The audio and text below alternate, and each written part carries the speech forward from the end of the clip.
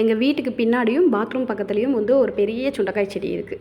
2 சுண்டைக்காய் செடி இருக்குது. அது ஃபுல்லாமே வந்து காய் பிடிச்சிருக்கு. இவ்வளோ சுண்டைக்காய் வச்சு என்ன பண்ணுறதுன்னே தெரியல. ஃபஸ்ட்டு ஆரம்பத்திலே இந்த சுண்டைக்காய் செடியை வெட்டி விட்டுலான்னு சொல்லிட்டு இருந்தாங்க. அதுக்கப்புறம் பூ வைக்க ஆரம்பிச்சிருச்சு. நான் தான் சரி பூ வச்சிருச்சு இனி வெட்ட வேண்டாம். இது வந்து நல்லா காய்கள்லாம் முத்துனதுக்கப்புறம் வெட்டி விட்டுக்கலாம் அப்படின்னு சொல்லிட்டேன். அப்புறம் ஒன்று ஒன்று பிஞ்சாக இருந்துச்சு.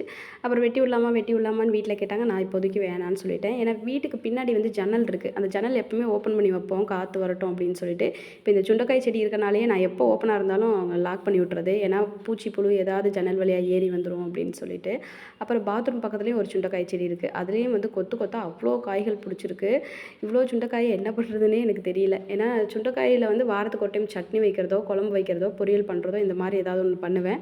இப்போ வீட்டில் சொன்னாங்க சரி எல்லாத்தையும் பறித்து வத்தல் மாதிரி போட்டு வச்சிரு அப்படின்னு சொன்னாங்க. ஏன்னா வத்தல் மாதிரி போட்டால் தான் புளிக்குழம்பு இந்த மாதிரிலாம் வைப்பேன். ஆனால் இத்தனையும் போட்டு என்ன பண்ணுறதுன்னு தான் தெரியல. ஏன்னா வீட்டில் இருக்கிறது 4 பேர் 4 பேத்துக்கு இவ்வளோ எதுக்கு